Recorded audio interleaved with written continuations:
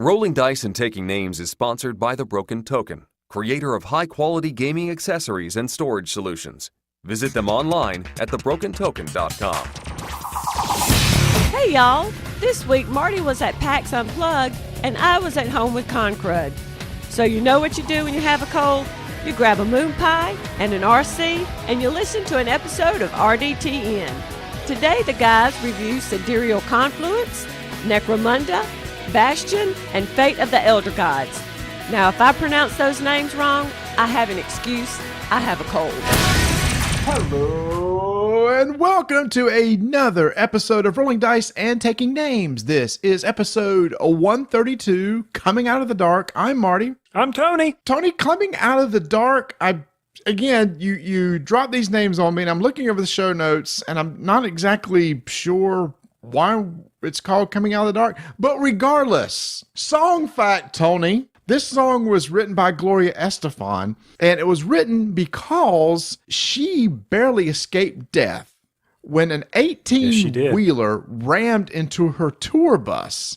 And this song was written about that near-death experience that she had. Wasn't the first time this was performed when she had made her first public appearance at I don't think it was the Grammys, but it may have been the American Music Awards or AMAs or something like that? It may have been, because to be 100% honest with you, I don't even know this song. You don't even know this song? I do not know this song. Okay, do me a favor.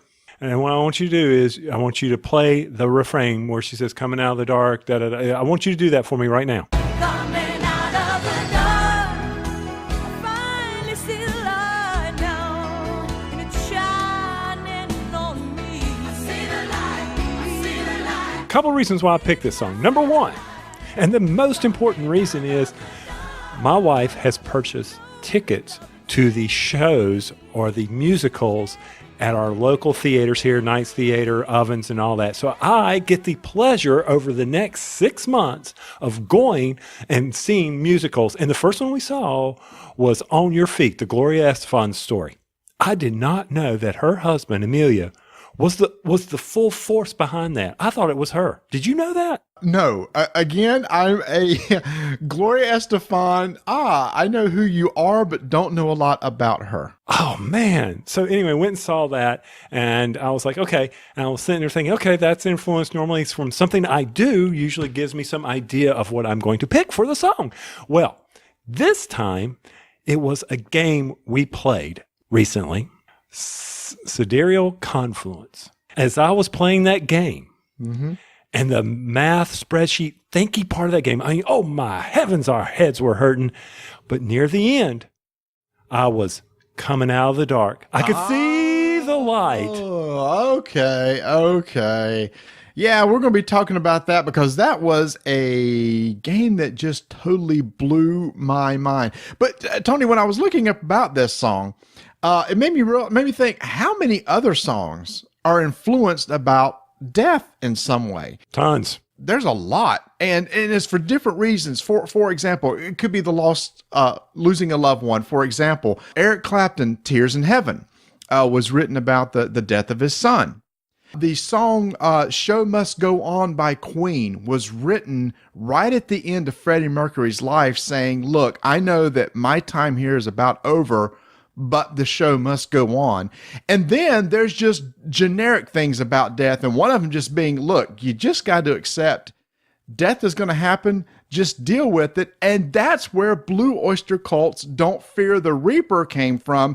But they also let us know that if you have a fever, the only prescription for that fever, Tony, is...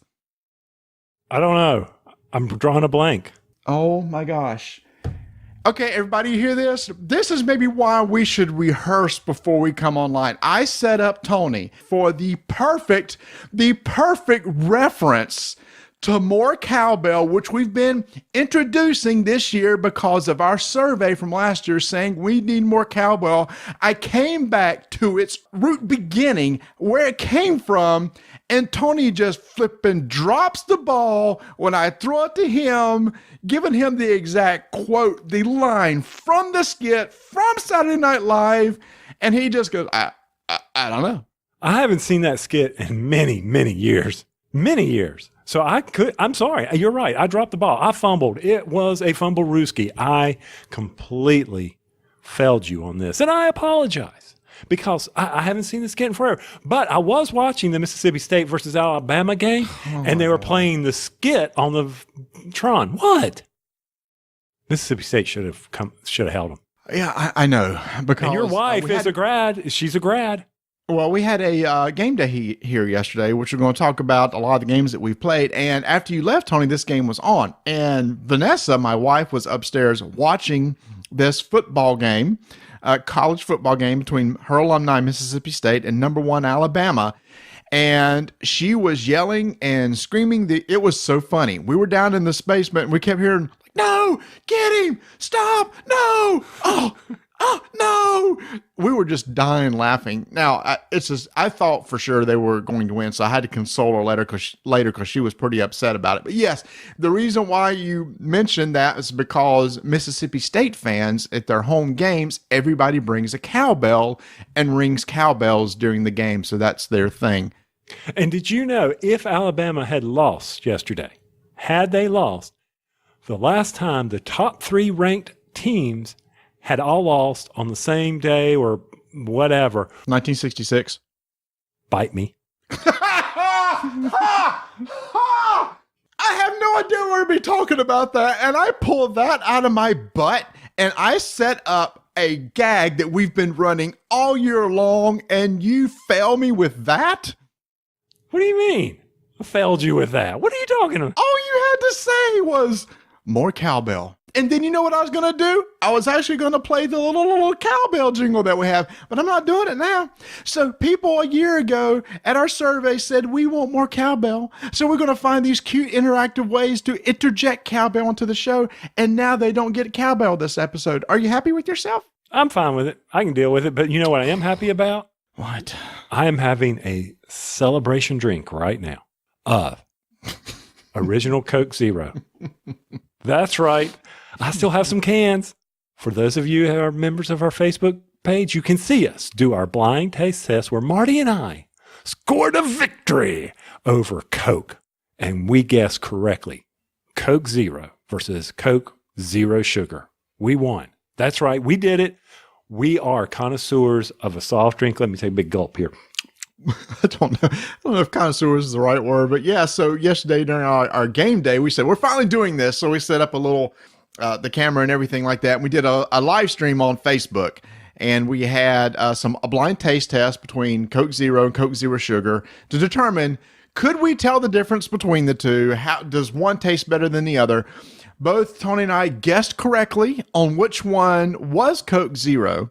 And I was shocked. It was pretty exciting. And if you want to go see that, please go check out our Facebook page at Roll Dice Take Names, and you'll see the video clip there of us doing that taste test. So once again, we fulfilled that promise. We dropped the ball with the more cowbell promise, but we did provide the taste test, as we've been saying the past couple episodes. Okay, move past the cowbell thing. On to a more serious note.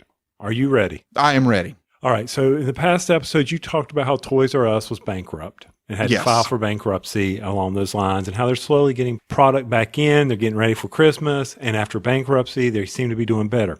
But I sent you a link. I don't know if you went and read it, but there is a major growing concern about the big box stores and the boom that they suffered, that most of their debt is coming due in 2019. A debt to suppliers? Is that what you mean? Or to finance people, to debt on their, they went out and borrowed a bunch of money to get a bunch of stores built and things like that. And then all of a sudden now by 2019, it's looking like a bunch of their debt is coming due, where they're going to have to get back, give the money back, repay that debt.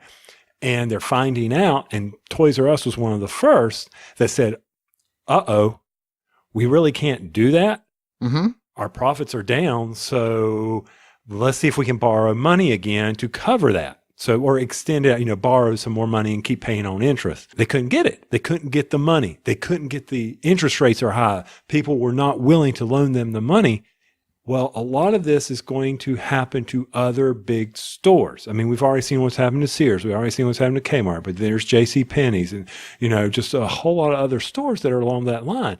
So like the housing boom of 2008, we might see some more changes in the retail market. Yeah, I'm not surprised. I mean, look how online stores have taken off, right? I mean, this is a conversation that we've had a lot just within our own hobby here. How are the local game stores doing? How can they compete against your miniature markets and your Funagain and your Cool Stuff Inc.? And basically, the difference is it may not be in the getting a cheaper game, but it's providing a service to the community.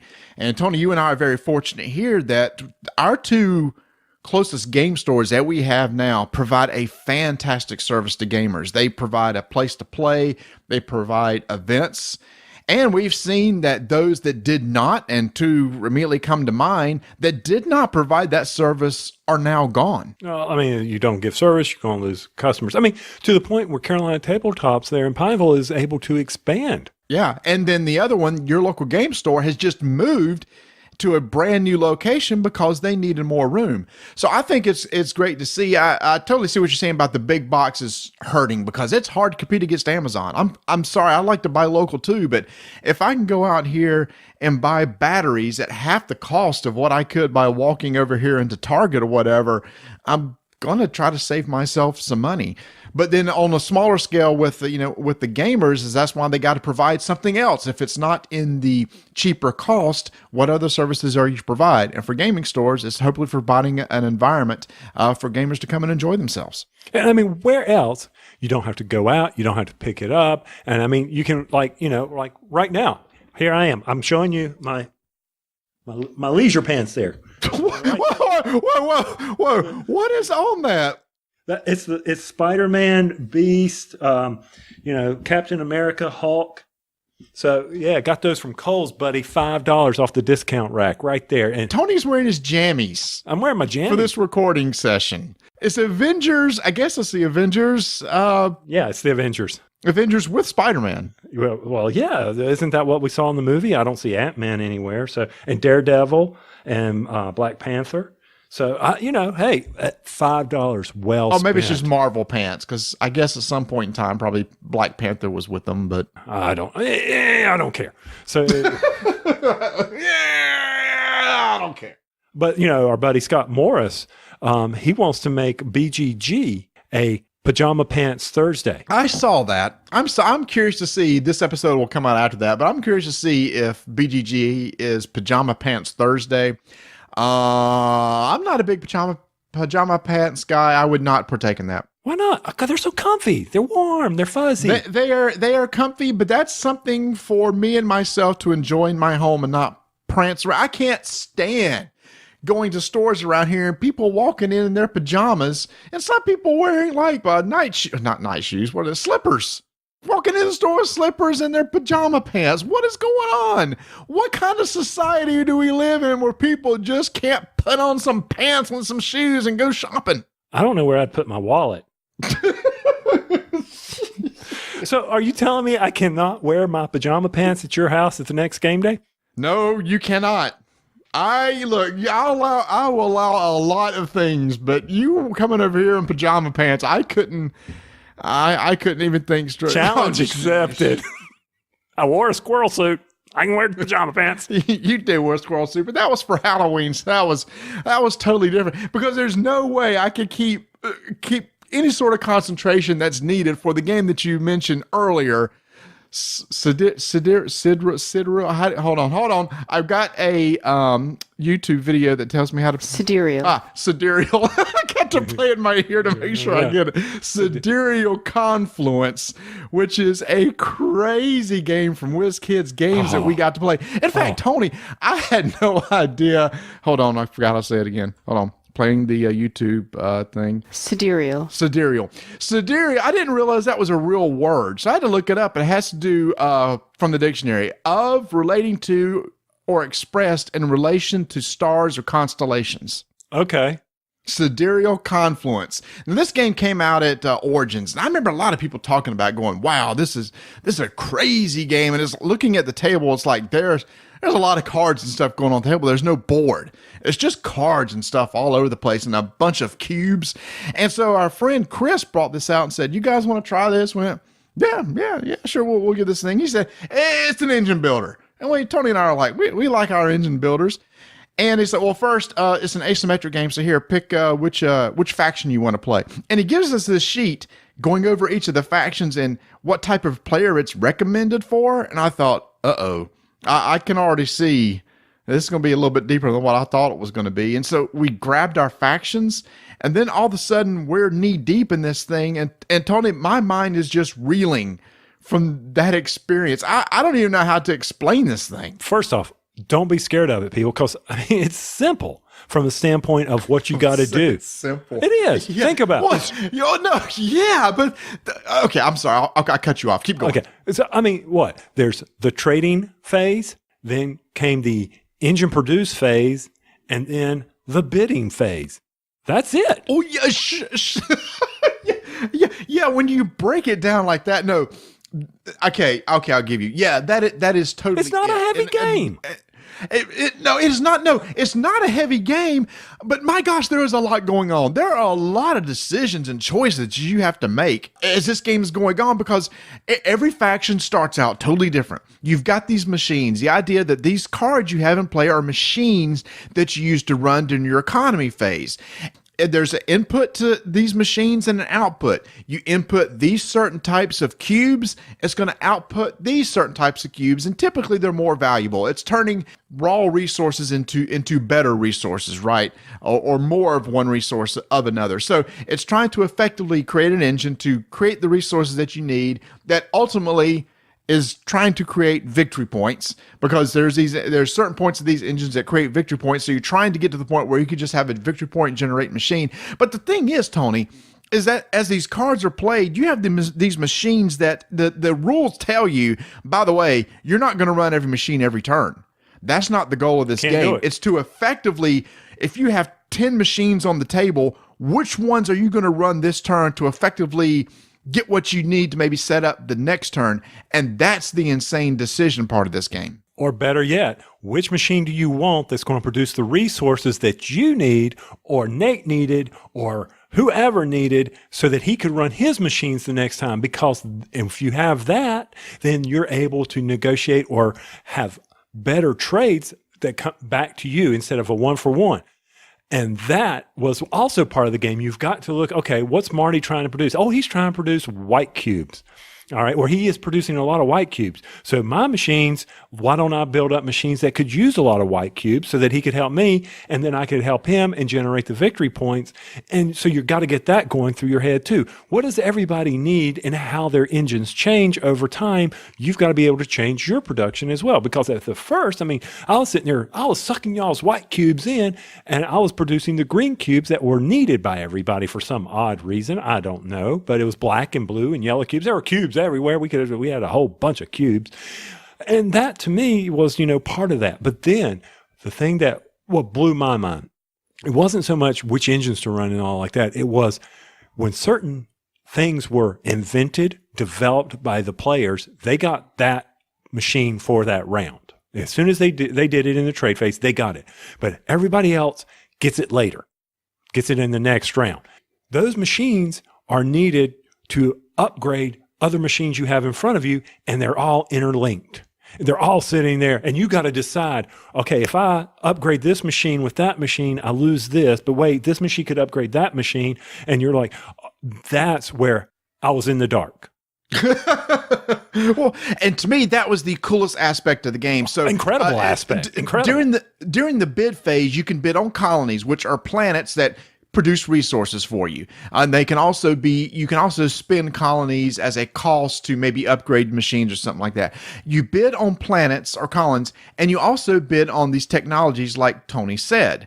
And if you get a technology and you develop it, number one, that's one way to develop victory points early on. You develop technologies, you get bonus victory points by doing so. And then you get to utilize it that turn. But like you said, Tony, is after that is over, everybody goes through their deck of cards for their faction and pulls out that invention. So if you invented, I can't think of what one of them was, some translator. I know one of them was some sort of translator. Everybody pulls out their translator card and puts it to play.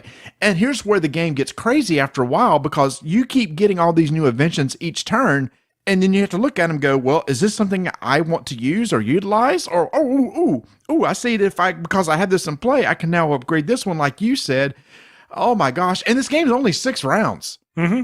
And so you got to be pretty quick. In fact, the bulk of the game is the negotiation part. Right. We set about a 10-minute time limit for each negotiation phase. There's 5 of us going, who needs red cubes? Who needs blue cubes? I'll trade you 2 of these for those. And it was just insane for 10 minutes. And that's probably, wouldn't you say, that's probably the most important part of the game, because that's where you're going to get your resources to run your engines ultimately.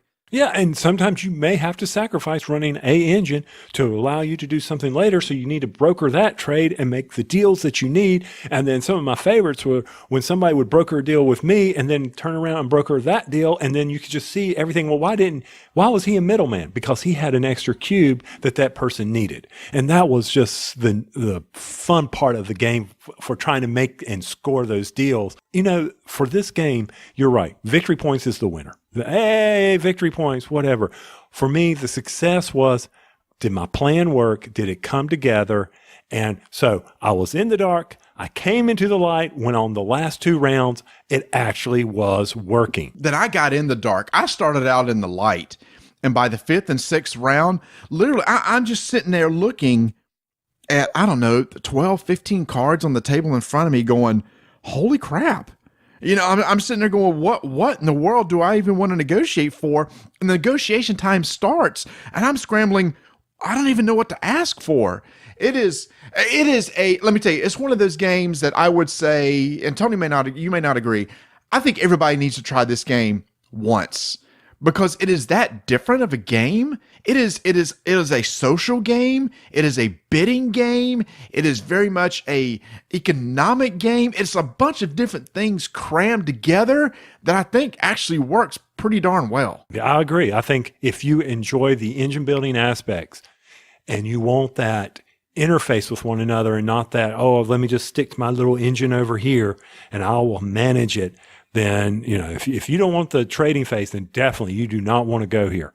You need to stay far, far away. And it's very asymmetric, meaning it's really hard for us to say, hey, let's review this game without honestly playing this game a lot, because we'd want to play the other factions because they are all so different. Everybody has their own deck of cards and different abilities that they start with each game.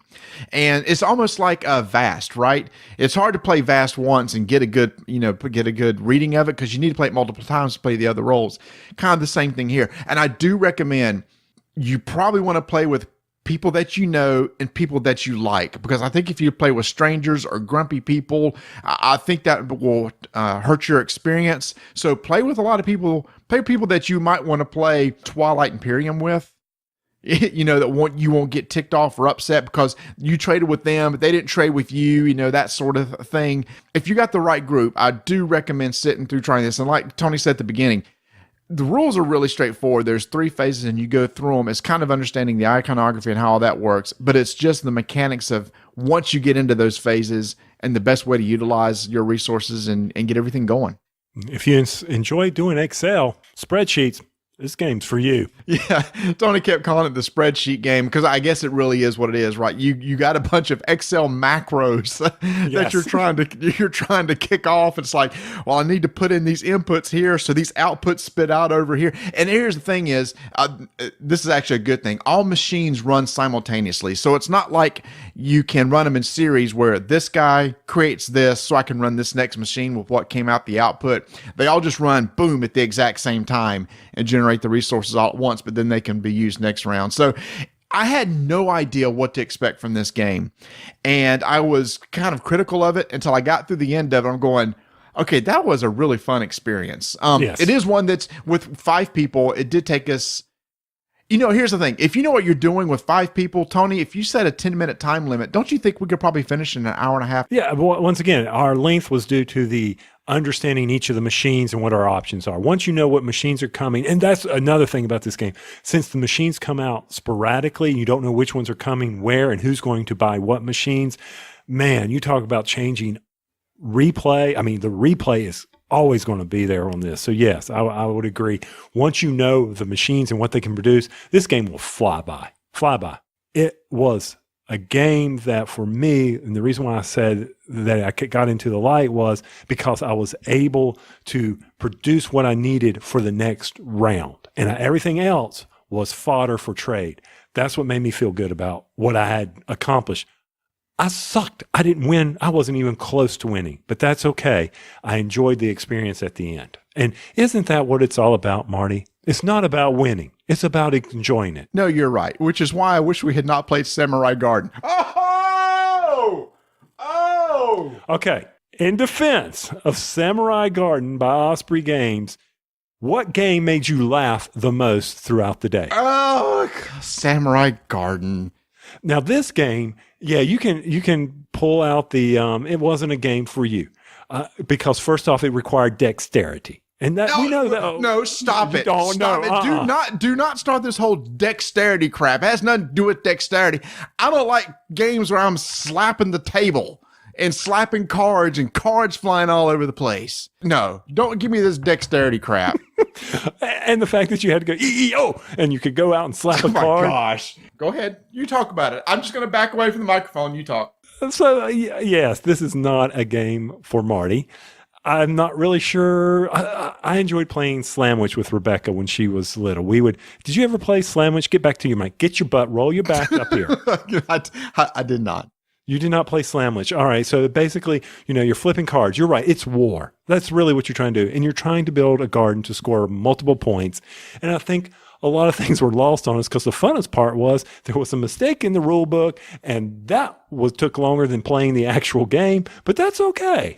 I'm sorry, a simple game like this should not have an issue in the rule. But there was this whole thing about diagonal. When you put down I'll just tell you what it was. In the rule book, it says, gives you rules for putting your cards down. It says that when you put a card down, it must be adjacent to another card or cover up some other squares on the cards, but cannot be diagonal. But in the diagram, it shows placement of cards and what's legal, and it showed the diagonal as being a legal move. That's what was really throwing us off. Yeah, diagonals don't matter or don't count. It didn't say you couldn't do them. It says they don't count, which is the same thing. Okay, fine, be that way.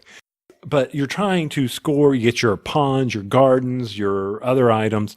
I think this is a good game for young families that move past Slamwich, where you've got that interaction, you're slapping the hands, things like that. Now, for a bunch of old men sitting around a table waiting for someone to show up, no, this was not a game for us. Hold on. And didn't we determine at the end that you could score the same stuff over again that's already on play? Yeah, because there's no way to mark it. So yeah, if you continue to build up, and that's how that game ramps up. So if you have 4 pawns in a row, and then you put the 5th one in there, you could score it again and get more points, mega points. And that's how you quickly could do that. We did here's the thing. That was the most talked about game of Saturday. So I guess I can't say too much negative about it, because when it's the most talked about game, how bad was it? Well, that's it was just funny trying to figure out these rules and slapping the cards and and yelling EEO, because everybody's got to have their hands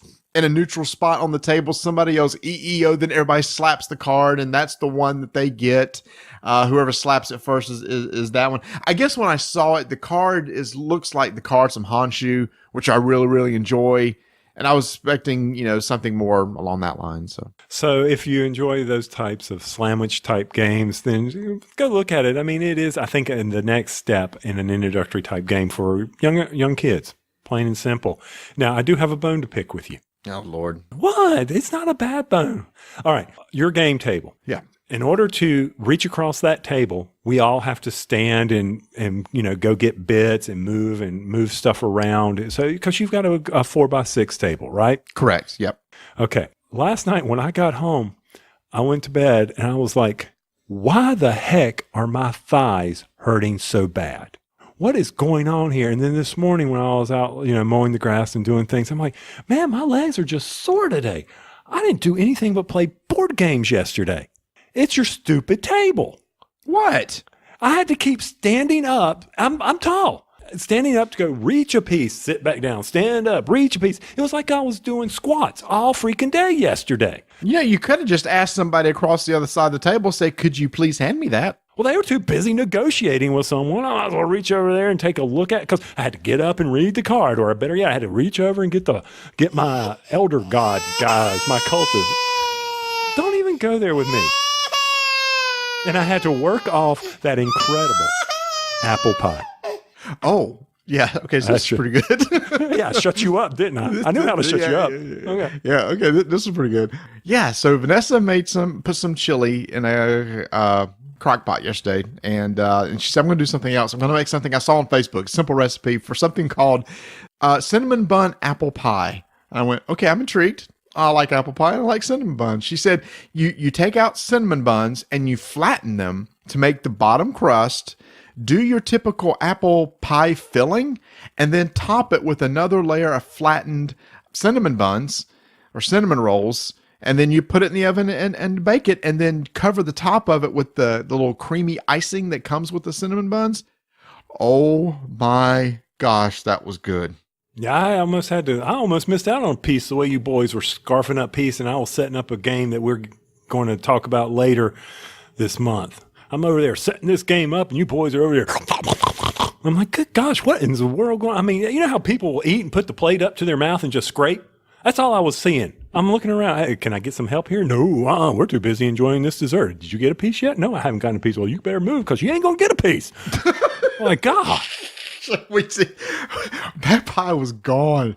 And then Vanessa got some ice cream to put with it, and cold ice cream with that hot pie.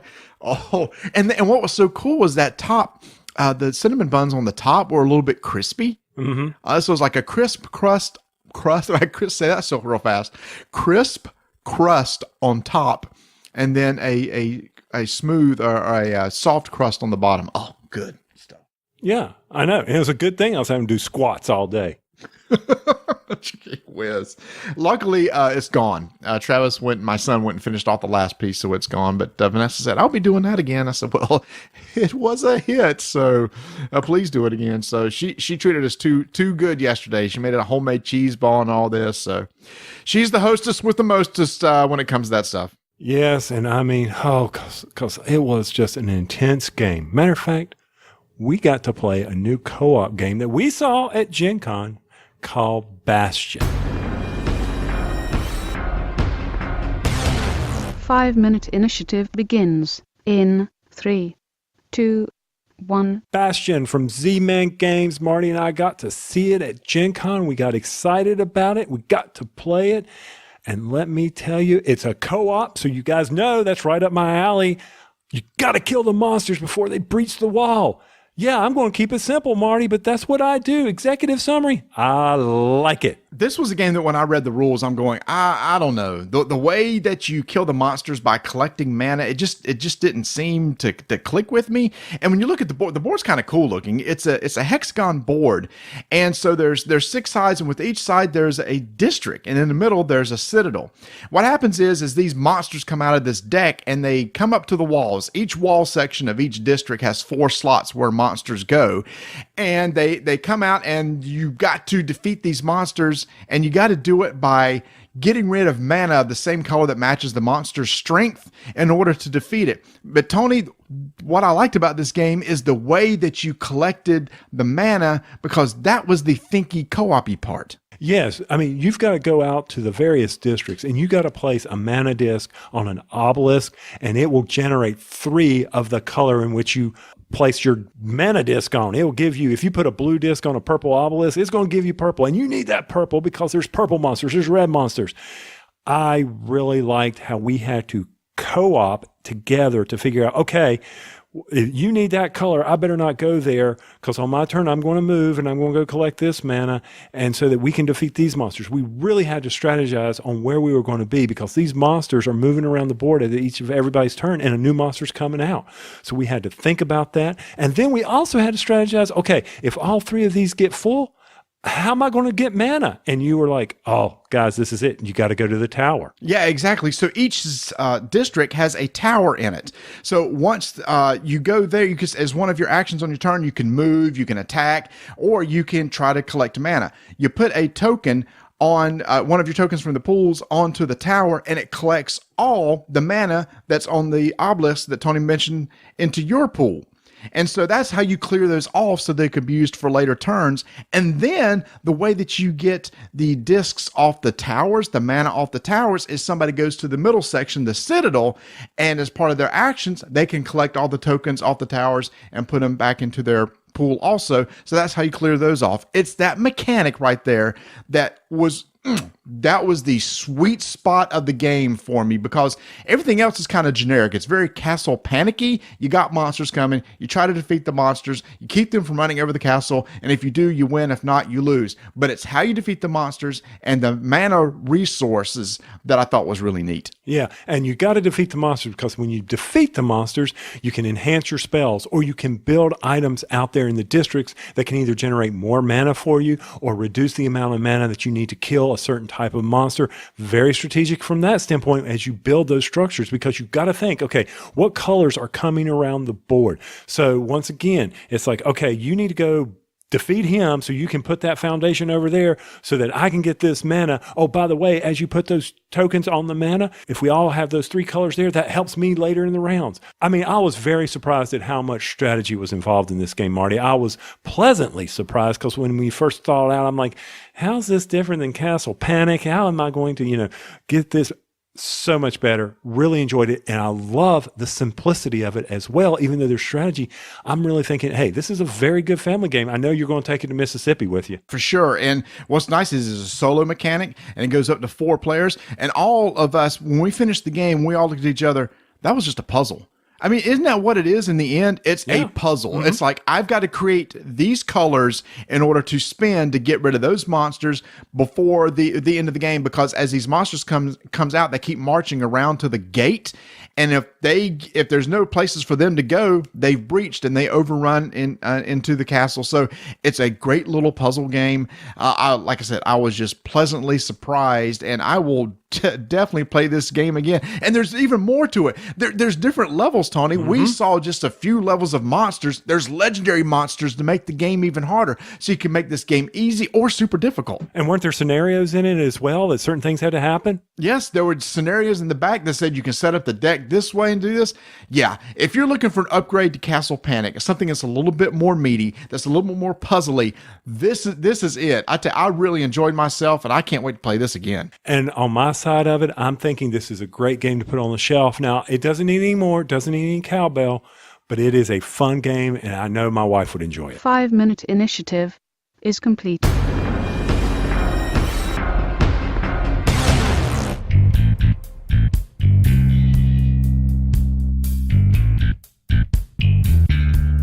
Black Friday's right around the corner. Start looking for all those big sales at the game companies. And the Broken Token's going to have something out there for you. So if you don't know what game to get somebody, be smart. Pick them up an organizer that will help them get their favorite game to the table. They've got a ton of games out there that's listed on their website. An organizer will fit it. Go out there, look at the list, go look at your buddy's game shelf, see what he has, see what he's missing. Say, if you had an organizer for this, we'd be better off. We'd get it to the table more. The Broken Token has that problem solved for you. TheBrokenToken.com. All right, Tony, you know how I've been wanting you to play Shadespire from Games Workshop? I swear, I think I almost stepped on a bunch of freaking models in your basement the other day that you got scattered everywhere, drying from the primer coat to whatever Travis was painting next versus what you were, I'd guess you could call that painting compared to Travis. I don't know. Throwing shade on my painting. But it was, yeah, you're right. He's a good painter. What is this throw shade stuff? I need to watch your Fox TV or something. I don't know what that is. Fox? You think I learned my lingo from television shows? Fox, CW. I don't know where you're pulling that stuff from. I didn't know what you're talking about. From the last episode, look at him throwing shade on Plaid Hat. What are you talking about? I don't know. But anyway, yes, Shadespire. Yeah. Yeah, Shadespire. So, okay, well, eventually I'm going to get you to play that. But I'm so excited because we got a copy of a game that's like 20 years old. It's being re-released called Necromunda. Have you ever heard of this? I saw it sitting over there on the table. But that's as far as I heard. And you've talked about it a little bit. You got all giddy when you started talking about it. Yeah, it takes place in the 40K universe. What I like about it is small skirmishes. I like instead of these huge epic battles, I like my little small skirmishes. And this is like 10 models per side, alternate activations. But it's very much a miniatures game with measuring and everything like that.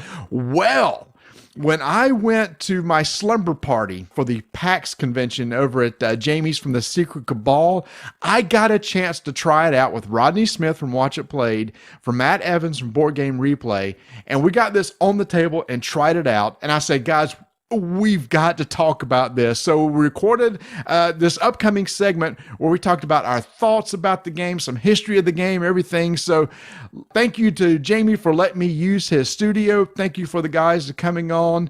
And Tony, maybe after you hear this, maybe you'll finally be interested in trying it. Yeah, I'll tell you what, you can teach it to me right after you finish teaching me Shadespire. Deal.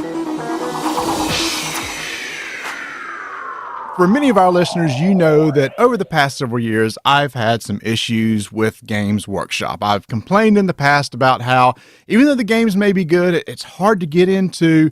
The cost of the games is tough to get into because the models are so expensive. There didn't seem to be a face on Games Workshop, but in the past year and a half, I've seen a total shift in Games Workshop. They came out with the Age of Sigmar, which kind of was an update to the Warhammer Fantasy. Brand new 40K system this year that was taken off like crazy. And now they started introducing all these other little games in here. You know I'm a big fan of Shadespire. We just talked about it earlier with Tony. And they started bringing back all these old games. And one of those that a lot of people were excited about that is just now coming out is Necromunda. And I'm excited to have some people here today that I just played our first game with, and we're going to give them first impressions. And I'm also excited to say that I am sitting here recording in the studio of the Secret Cabal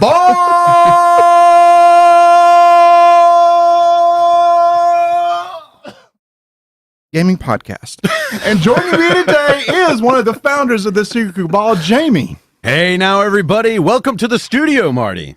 This is it. This is plush. They have like a wet bar. They've got a massage chairs over here with masseuses. It's incredible what these guys have done with their Kickstarter funds. That's exactly right. I use all those funds just to make my day pleasurable. Not to make great content, just to make my day comfortable.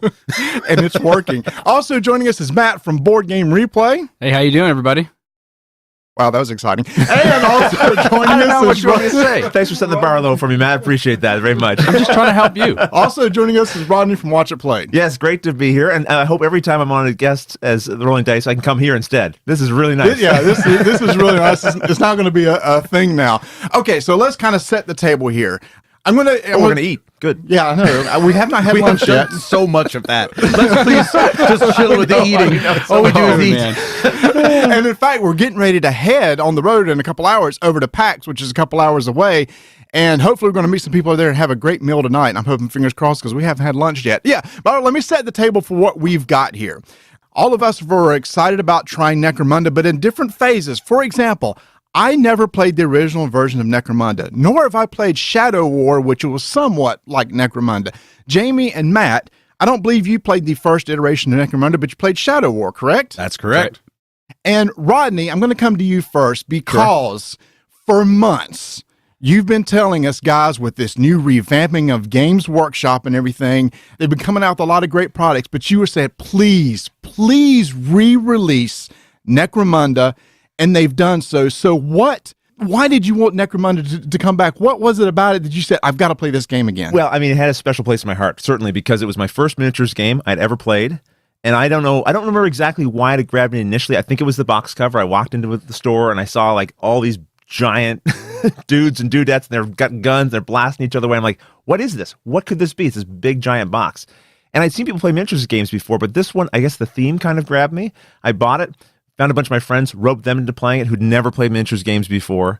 And I think it was just because of that setting. We had these small gangs. It wasn't like 50 models on the table against 50 models. It's like a small gang of 6. I name each one of them. I equip them with what I want. And so it's a very personalized kind of experience playing this game.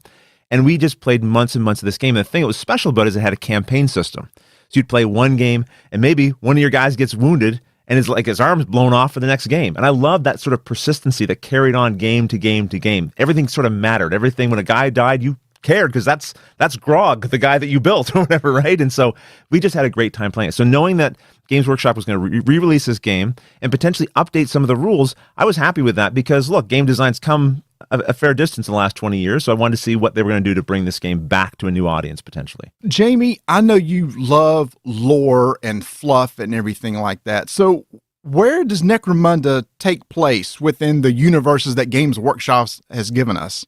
It takes place on a planet called Necromunda. And the gangs, as Rodney was talking about, these punks, these gangs, they're the houses of the world of Necromunda, right? Like, so it'd be like noble houses, right, who are all different, basically manufacturers of various things that come from this world, like guns and ship parts and all sorts of things. So these different noble houses have these basically like these underlings and these rotten gangers that basically fight for over all of these things. These gangs or these houses are always fighting each other. And the Necromunda, this version takes place in the Underhive, which is underneath, because in Warhammer 40,000, a gigantic planet, like a hive planet, is just layers and layers and layers and layers of city. So as you go up the city, I'm talking up towards the sky, there's just layers of city. And the Underhive is way down at the bottom where you don't see the sun.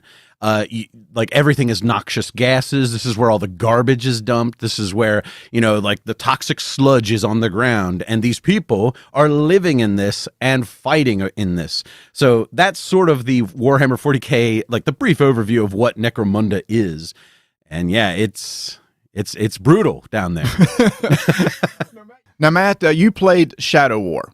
And this was kind of an extension. And Rodney, you said, what's cool about Shadow War has a Necromunda feel. Yeah, it basically is like the old rules for Necromunda, but brought to like using the 40K models of today. Sure. Right. So, yeah, exactly. Matt, just kind of an overview before we get into how what Necromunda is and how it played and everything like that. Did you see a big difference between the old Shadow War and Necromunda to justify us like, well, we already had Shadow War. Why are you bringing out this other game, which is somewhat similar to that? I think right off the bat, what Jamie kind of had mentioned about the theme and what Roddy had mentioned kind of about his initial reaction, like seeing all these people and these crazy gangs with mohawks and flying all over the place and shooting guns and diving through the air. That theme alone is so different from what the Shadow Armageddon stuff offers. Shadow Armageddon's like a 40K. I've got when I played with Space Marine Scouts versus Orcs, so it was a very different thematic feel. First of all, Orcs have like they're like barely like duct taped together pistols and stuff, whereas these guys have these really like these big axes and hammers and these like bone saws, and all the gangs are all like brutal and like it's very like kind of an aesthetic difference between them. First of all, yeah, hugely aesthetic difference, and then obviously there are rule differences, more so of an upgrade than anything else. The original Necromunda rules were very similar to the second edition of Warhammer 40K, and Shadow Armageddon was almost the same mechanically. It was so the biggest change was bringing to Necromunda is the theme, I think, first of all, but then now they've shifted a lot of the rules and they've updated things, and it's kind of just I definitely don't want to say streamlined because it's definitely still a very crunchy game. Yeah. They've polished it up a lot, is how I would say. And they have a much fuller, I think, campaign system than the Shadow War did. Oh yeah, in Necromunda, right? Definitely, yeah. And I will say, to follow up on Matt's thoughts there, that what's good about Necromunda that I was actually worried about for a long time now, because we knew that Shadow War Armageddon was Necromunda with 40K military soldiers, right? And Necromunda was coming back with a new rule set. And I was worried. I was like, oh, there's so many people like Rodney who love Necromunda and are waiting for this thing to come back. But what I will say is there aren't that many differences.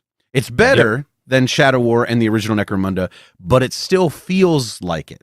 Yeah. It felt like I was playing Shadow War Armageddon, like a guy who has never played Necromunda before, knowing that Necromunda is actually Shadow War technically.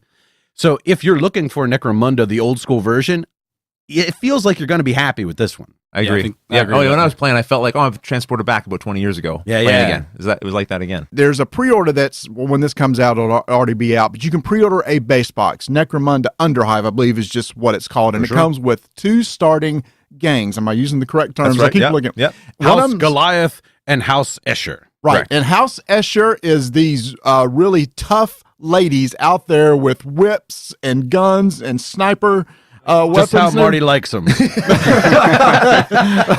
That's right. And then on the other side of the glass, these big, bulky brutes carrying around guns and hammers and machine guns. And I think I like that because it's like you got one that seemed to be, and this is just impressions from the first game, the Eschers seemed to be gun heavy. They were really good with weapons, Yeah, snipers, and long range, everything. yeah. The Ness. The Goliaths, Jamie and I played together. We play a 2 versus 2. You and I played the Goliaths, and Jamie's like, I'm going in there. I'm going to go in there and just start busting up some heads. I'm crazy. I want to get in combat. Let's go. I was getting a little nervous. It was working, that tactic. To get into this game, there's a couple things that you will have to get over, and that is one of them. There's a lot of assembly in this. Now, Oh, yes, yeah. I talked about how much of a fan of Shadespire I am. One of the benefits of that is you could take those models and put them together instantly. In fact, this morning when we got up, Matt was putting together one model. Come on now. From Necromunda. In the same time, Jamie opened up his box of the new orcs from the Shadespires, put all 4 of them together, was sitting there admiring them, and Matt was still there gluing together one Yeah. model. Now, that's not putting down Matt's skills. I'm just saying that this is a it is a real little miniatures game. There's a lot of little parts, and you got to do a lot of gluing. You can put down Matt's skills because I even went through all the cards from both boxes. Okay. And assembled all 4 orcs before one House Escher was Rodney will back assembled. me up. That mohawk was tricky. Like getting the heads to fit on the mohawks just right. I mean, Matt's depending trying on to the stick model. the square peg in a round hole. A little bit. It was a little tricky, Matt. Yeah, Sure. depending on the model. Oh, man. That's love. He went straight to Rodney for some love and support. I'm sorry, Matt. And Matt, Rodney being sarcastic. Ain't no love in this room, Matt. Come on. Sorry, Matt. Come on. Because you and I were assembling those models together before we got here. Yeah. And I think I was like 3 models ahead of your one model. So I think Yeah. even with that, but the point though still stands. These are very detailed models. They're not push fit. You got to glue them together. Absolutely. I did find the assembly, Jamie, you were doing. I think you were really loving putting them together, right? It was They were- amazing yeah. putting these models together. I've put together thousands of models in my day. I've been playing 40K, Warhammer Fantasy, War Machine, Malifaux, games for years now. It's been like 15, probably even close to 20 years that we've been playing miniature games. So I'm used to assembling models, but I have to say, particularly, just Games Workshop in general, their models are so easy. Now, it is tedious. There's a lot of pieces to put together, but it's like putting together just a perfectly fit puzzle, right? Like you just like put them together and you're like, oh, it goes right together. And it looks You know? so good, so And it looks detailed, beautiful. so much detail on And it it. was Yeah. funny. It's true. You mentioned that, Matt, as you were putting your stuff together, I remember you going like, how does this go? This doesn't even make sense. So it was like, pop. Oh, it snaps in just like that. Yeah. Jamie had actually warned me. He's like, oh, yeah, they're all, sometimes it's like that, but then you'll just twist it the right way and go, oh, there it is. And that's exactly what happened. perfect. I was having trouble Yeah. with one part, and I just spun it around enough, and I was like, oh, yeah, look at that. It fits together 100% perfect. Because you'll look at a lot of these miniature games out there. I talked about Malifaux is one that I used to play back when they had metal figures and War Machine had metal figures. And man, like it wasn't like that. It was like you got to like finagle it and get it in there right. And sometimes you had to glob some of that green stuff on it to make it look good. But no, they fit together perfectly. If you were starting out in miniatures, Games Workshop's where to start. Even though it's a little expensive, I think it's really where you should start because it's just a dream to put it Yeah, together. and they look so good. You'll be very proud when you're done. Yeah, You yeah, guys yeah. staying And together. this base box contains everything you need to get to the table. It's not like you got to buy this and start buying all this other stuff before you can play a game because each gang has 10 models. That's correct. right. I'm asking Yep. you. There's boards for putting out and making your maps and everything. They give you some terrain, like there's some doors and some little obstacles that you can hide behind. They give you a lot of cards and they give you the dice and the rules and everything that you have ready to go right out of the box. And I mentioned rules, so let's jump to that real quick. Honestly, I was expecting, when I hear a small number of unit skirmish game, I'm expecting rules to be a little bit lighter, a little bit more streamlined. And my son Travis and I have been playing 40K, and I'm still trying to get the understanding of how this works and everything like that. So I thought, oh, okay, Necromunda is going to be the quick game I just bring to the table. And maybe I'm thinking too much Shadespire because Shadespire is like that. I think Shadespire kind of ruined you a little bit in that regard, right? It did. Yeah, It did. Is that what ruined Marty? Is that what we can blame? Just one of the things. But what was it before Shadespire is my question.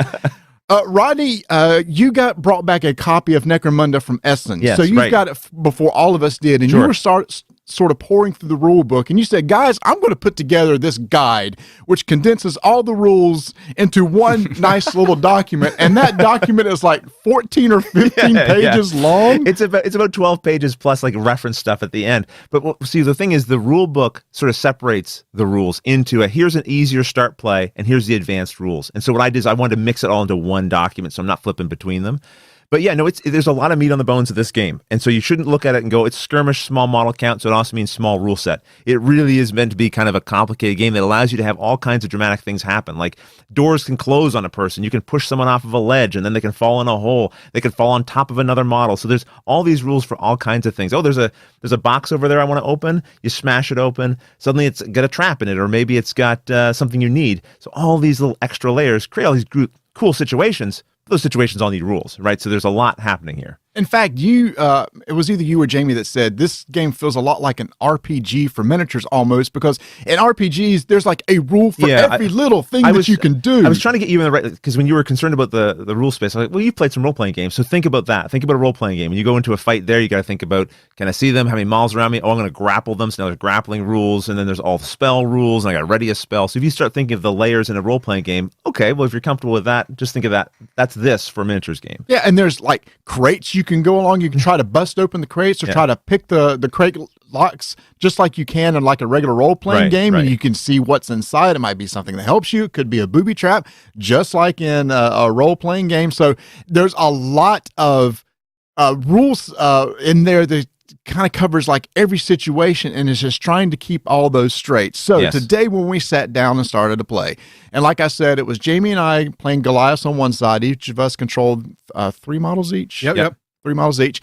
And then Matt and Rodney also had 3 models each of the Escher. And we started playing. And it took us a while for you to kind of walk us through the rules. And that's with some of us, probably Matt and Jamie, maybe more than I had, already kind of looking through the rules and kind of see how it plays. Sure, I mean, it may have taken a little while to get into it rules-wise, but it didn't take long for you guys to start complaining. Immediately, it's like, look at the side of the table Rodney's sitting on with all of the terrain block and everything. I was hearing all this quacking right away. Also, now we hear the rule. Oh, you didn't tell us before we decided what to do. Oh, wait, guys, you want to open up that crate? Oh, we got to roll a die for that. Oh, by the way. I have to say, though, I don't know how you guys felt about it, but I really enjoyed. The game is typically you'd play 2-player, one person against another one, right? But for this learning game, we split, like you said, we split the gangs up. Me and Matt were working together. We each had 3 models. I felt as a way to learn the game. It was so helpful to have a partner. So I'm looking at something on my card. He's confirming something in the rules. I felt it made it go a little smoother. I didn't feel like I had to manage 6 gang members right away. I only had to manage 3. And I found it to be extremely fun to coordinate with a friend. Yeah. You know, we're sitting there and like Marty's got the guy he's like attacking with him, and I'm looking, remember Marty, you got that the furnace plates that give you the save there, you know? So we were bouncing that off of each other, so it made it easier to play, but it was also a lot of fun. Yeah. To sort of have that camaraderie of a team there. Definitely. So I think if you're looking at the game going, it's a 2-player game, I want to play something with more people. I think you can. You can play this 4-player and have a really good time playing it that way. For sure. Yeah. It's a crunchy enough game that there's enough for you to keep track of, that it's nice to have a teammate there. Yeah, you know, and me and you, Rodney, it's fun to have somebody to celebrate those big wins with, like the big rolls, or in these guys' case, like complaining about everything when they roll poorly. Yeah. Like they got somebody to commiserate with, so it worked out well. Yeah, you think you're funny, Matt. You're a comedian. Don Rickles over here. Still taste the sour grapes in my mouth. A little bit. A little salty. You know, Matt was talking about the crunchy rules, right? And I wanted to bring this up actually. Okay. Necromunda is 2 games in the box, technically, right? Like it's got good point. It's got the basic game and the advanced game, which is the advanced game is the real game. That's the one that they're putting out. But they give you in a basic game, which gives you those boards and like the little pieces of terrain and things. And I have to say that I was very surprised that the basic game was so advanced. Definitely, yes. Yeah. As much as I loved it, it was really complex. Now we were playing the advanced game. So within that box, we were playing. We were playing. Oh, my bad then. No, we were playing the full thing. That's why it felt so heavy, because we were playing everything. So I was unaware of that. All the rules. Right, well, thanks for pointing that out to me on the show instead of before. now that I look like an idiot, thank you, Rod. I appreciate it. Okay, I'll edit that out. No. So one thing about this, yes, there is this base box, but beyond that, there's another rules supplement. that came out called Gang War. Right. What is Gang War? Well, for people who are familiar with the old Necromunda, they will remember when you bought that first box, you got all kinds of 3D terrain in there, cardboard 3D terrain. And you don't get as much of that in this box. You get plastic terrain that's more at the base level. So there's one mode of play that comes in the box, which is a full game, but it's all sort of played at one level. If you buy the Gang War... One plane, right? One plane. Like on the that's right. ground. You're all on the ground. It's all like tunnel combat, I think, and that sort of thing. You're running through the tunnels. Now, if you get the Gang War supplement, now you can add 3D terrain in there and have levels and all this sort of stuff. And you could be jumping across platforms and climbing up ladders. Climbing up ladders and walls. Pushing and people like off into a chasm. That's right, exactly. Yep. So it introduces that 3D element. So that's a separate thing you do have to buy if you want that added to your experience. You don't need it, but that's what you need if you want to have that part. And it also gives you the full campaign rules if you want to play game after game after game. And there's a serious amount of fun in the basic rules. We didn't even crack Gang Wars. No, we didn't. No, For this game. no. It was everything we're talking about comes in the base box, That's right. and it was a ton of fun. In fact, that's why I want to play it that way, because somebody who wants just to get the base box, okay, there's just something else, but what we played was what you would experience. Yes. And you talked about crunchy, and it for sure is, because every character has a stat card, which I love, but there's a whole line of stats along the top of a bunch of different stats and everything. Some of it almost feels RPG-ish, where you have intelligence and coolness checks and stuff like this. Each weapon has its own set of stats. And when you go into combat, it's not a simple, quick roll-off. There's more to it than that, somewhat like in 40K. So would somebody want to walk through like a quick, if I want to shoot Matt, what are the steps it takes to go through just to kind of show the in-depth rule set you have just for taking on somebody and firing? Okay, so say you charged a person. You charged in there with 2 weapons. You get in there. Okay, so now you look so at we'll how do many. charging instead of firing. That's fine. Oh, I'm sorry. No, that's fine. It's more complicated. That's why I did it. So you charge in, right? So you look, how many attacks do you have? All right, so you have 1 attack. Okay, so since you charged, you get the charge die, which is 1d6, and you get your number of attacks, 1d6. You got 2 dice there. Oh, I have 2 hand weapons. I got an axe and a hammer. All right, that I'm going to dual wield them. I get another die. Okay, so then you roll all those dice, and you're looking for your weapon skill, and your weapon skill is say a 4+. So you're looking for a 4+. Now you got 2 of them right. All right, so now you have to see, okay, what's the other guy's toughness, and what is my strength of my weapon? And then you compare them, and you get a number. Say, oh, you still need a 4+. So you have to roll again. See if you wound and now. to see if you wound them. And okay, say now we have 1 wound out of that whole thing. All right, so the other guy says, all right, well, I got these furnace plates on, so that gives me a save, an armor save of 5+. You roll the dice. Oh, they failed the saving throw. So they're going to keep that wound then. So then you have to roll another die that is a wound die that shows whether it's a flesh wound or a serious injury, or if they just outright die. Yes. And then if it's a flesh wound, they're fine, but they lose some toughness.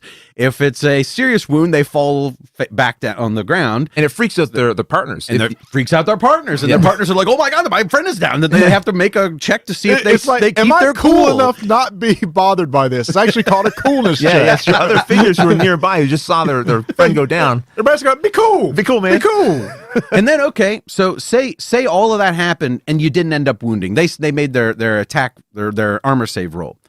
Well, then they get to do it back to you because you're in melee combat, right? Yeah. So it goes on one more time. So now I say that we were talking about how complicated that combat system is, but what that does is it gives you a lot of granularity in the build of your character. Your weapons have different abilities and statistics, and they affect the dice rolls. Your armor, you might not have armor, you might have armor, so on and so forth.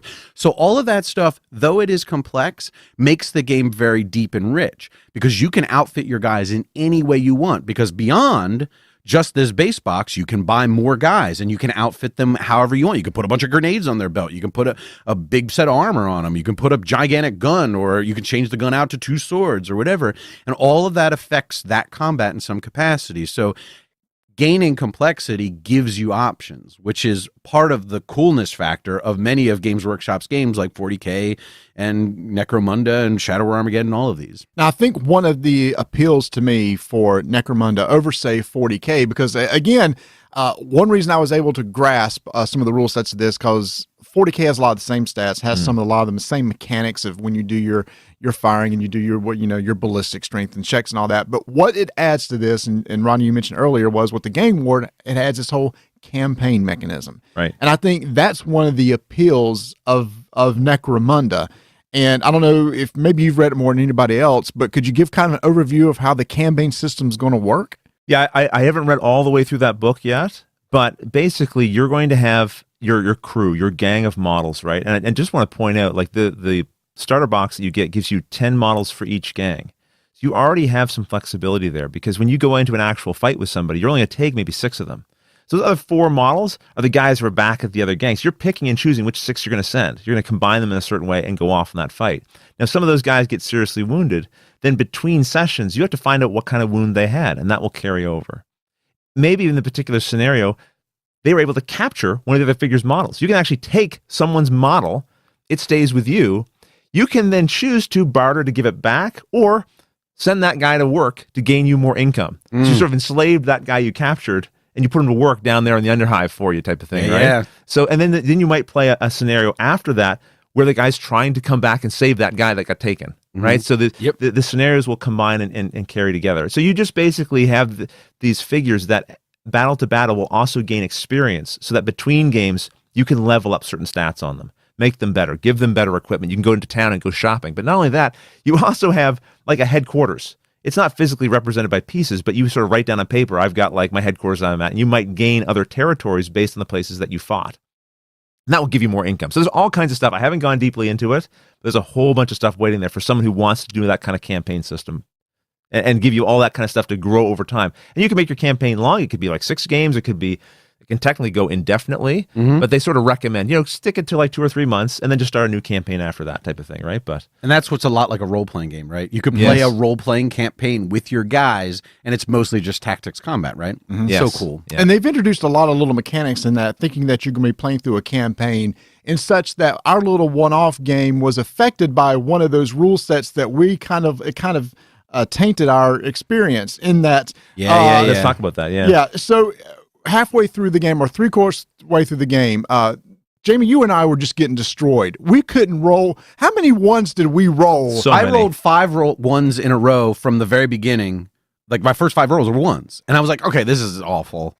I was starting to feel bad because like we were crushing, and I was like, you commented, look at Rodney over there giggling, just giggling. He was. And he was giggling like a schoolgirl over there, like feeling, laughing at our misery. I was feeling a little bad about it. But then you guys started to come back. Oh yeah, we took out one of your characters, and Jamie and I were off talking to the side. Hey, you know what? If we do this, we're going to really set up a really cool turn next time. We were getting ready for this big ambush right in the middle of the board. Yeah. But then at the end, because we had lost some people, we had to do a check, and I can't remember what the name bottling out check. Bottling out check. Yeah, bottle test. Yeah. Apparently in England, the bottle test came from the fact that you were so scared that you were driven to the bottle. Oh, is that what that is? Wow. That's what that I had no idea why they called it. Oh, Yeah, because you're so war wacky that you start drinking. That's Oh, so no funny. way. That's something I played I through heard. a whole I looked it Armageddon up. campaign. I had no idea. That's so funny. I just that kept might saying be the bottle most test, valuable thing that comes out of this whole discussion. Honestly, that's incredible. I bet you most I people hope don't know that I'm right because I remember that being the case. But if I'm wrong, Yes, you just bottle test. If some of you guys start dying, you do a bottle test just to see if the whole gang starts to get freaked out about the way things are going, right? And if you fail that bottle test, then at the start of future rounds, you have to do this coolness check again to see if guys start just leaving the battlefield. Yep. They weren't killed; they just leave. They go, "I'm not here." Hey, I'm done. So Jamie and I set up for this massive turn. I remember we just got to get initiative. We can just get initiative. I'm going to charge in here. We're going to do this. We're going to do frag grenades. We're going to lay waste. And Rodney's like, well, wait a minute. We got to do this bottled out check. Another one of Rodney's. Here now. We got to do this coolness. Rodney. So we started doing the coolness check, and Jamie, we failed like three in a row. times, and that's just it. The models are off the board. They're just gone. And Jamie's like going, well, that was kind of anticlimactic because we were getting ready for this really cool battle in the middle, and the guys just went, I'm done. Turned around and went home. We were outnumbering them at that point in this area, and we were all closing in on them. All we had to do was open fire, and they'd be dead. And then they decided, this is too much for me, man. And they head out, and they just bolt. I'm like, what They the? went, they What's went to going get some on? drinks. Yeah, that was Yeah. frustrating even for us to watch. It just you guys lost 75% of your remaining army. Just But your remaining you, gang. but then just we like even that. lost then a we couple. Then we did too. Then y'all lost a couple, and then all of a sudden we were having this big, 4-on-4, 4-on-5 battle. That ended up like 3-on-2. It just became this like, which one of our gang members is not going to run away? Right, yeah, exactly. See, I gotta it was say, 2-on-1. It went down literally down 2-on-1. 2-on-1, that's right. 2-on-1. I gotta say that I didn't dig that. Yeah. I loved Yeah. every bit of this game until that started happening, and I was like, you know what? It just took away the game. It's like the game was just about to hit climax cool, and it just pulled it away from us because of that. And I understand what they're trying to do there. They're trying to make campaign games not go on for 6 hours, because a 40K game can go on for like 2-3 hours at a time or more. Depending on how slow you are, right?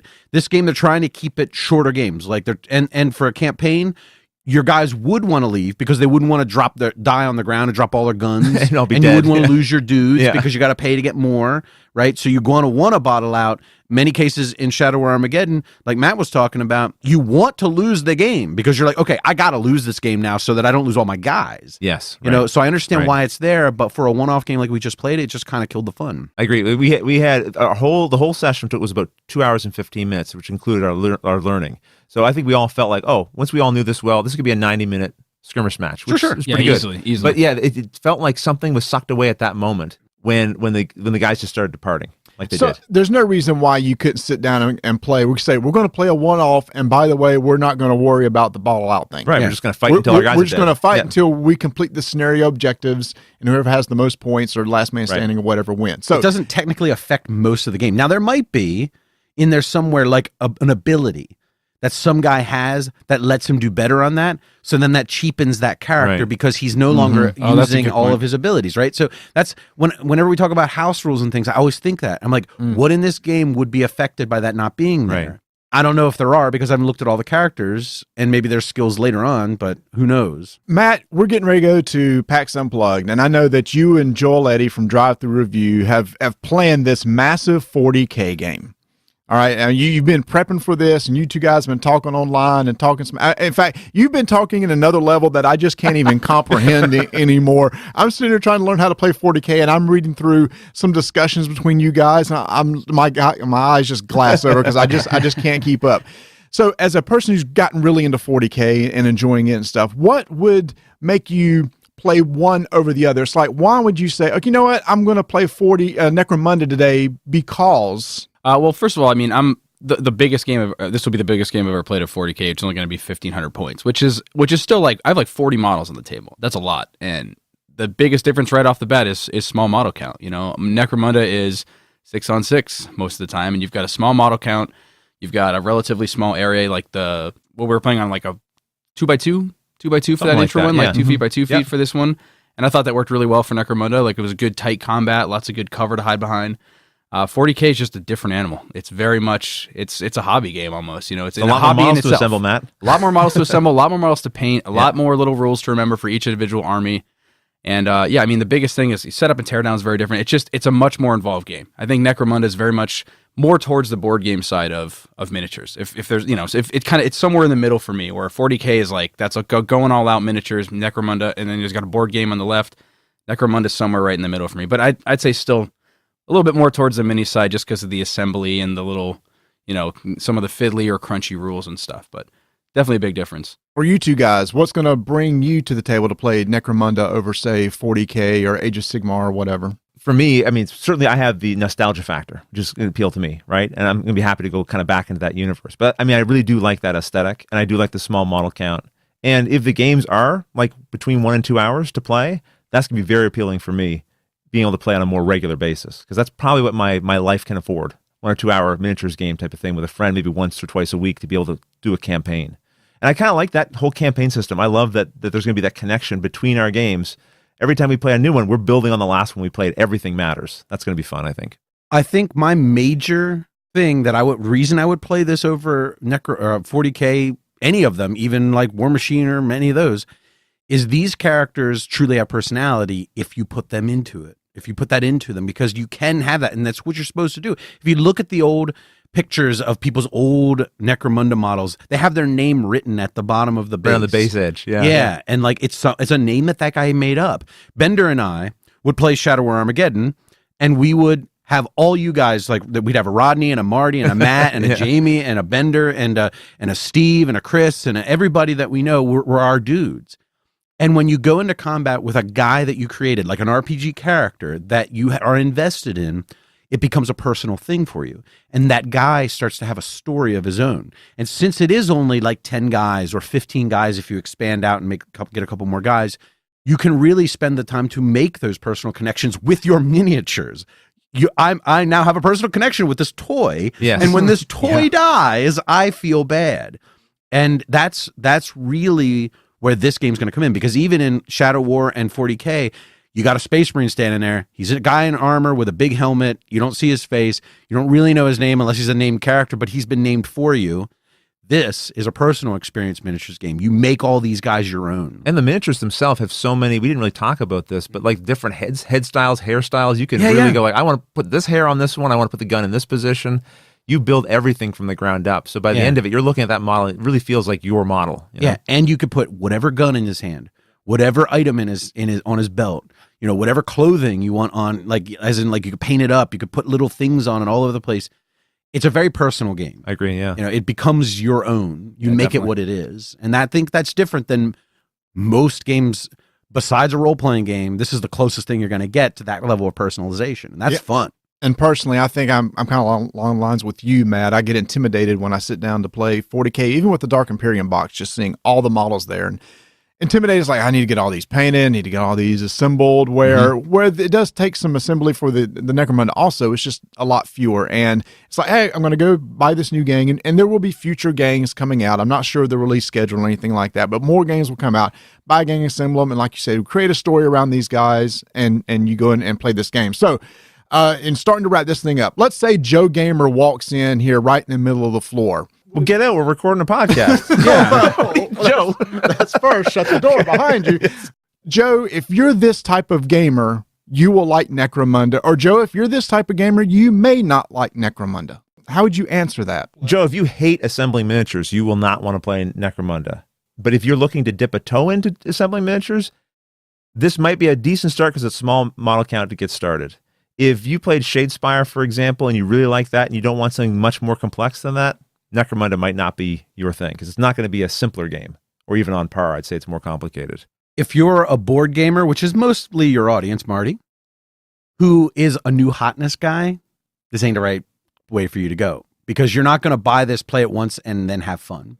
This is a game that you want to get yourself invested in. You want to sit down and you want to work on this game. You got to assemble miniatures, you got to paint miniatures. You don't got to paint them. You don't have but to, like painting is really part of the fun, right? And then you got to build a crew, and then you got to get a buddy who wants to invest too and build his own crew. And then you got to be there like a legacy game. This is a legacy game right here, right? You're right. Yeah, definitely. This is a legacy game. Game to game, things are changing. Yep. Yeah, and you're forcing those changes. So you're not going to get out of it what you want if you're just going to play this game once or twice and then put it on the shelf and buy something new. Hopefully you're not that way, Joe. Yes, right. It's going to reward repeated plays. This is a game that at the end of it, you're going to feel a sense of mastery because you're not going to get all the rules in that first pass. You're going to be looking at things up. It's going to be your second, third game. You're like, okay, I'm starting to understand exactly what I'm playing here and all the different options of things I can dig into.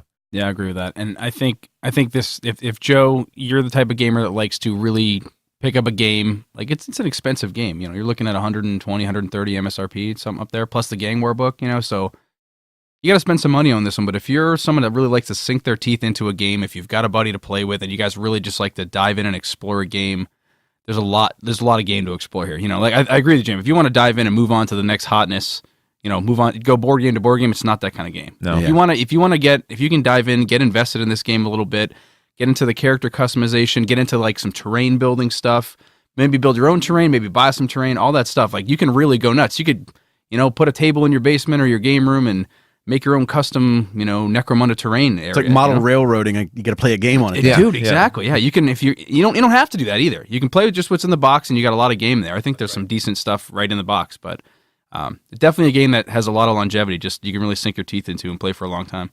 It's definitely a lifestyle game, which is a term I like to use, where, like you said, Jamie, you're not going to play once and then you're going to be done with. If that's the case, don't even spend $130. It's something you want to jump into. You do have to find a friend. Another thing I think is important too, you're going to assemble these models who you're going to play with. So hopefully you can get somebody else that can get the bug. The nice thing about the Necromunda starter box is everything's in there for 2 players. Yeah. So all it takes is you buy it and get somebody else to play it.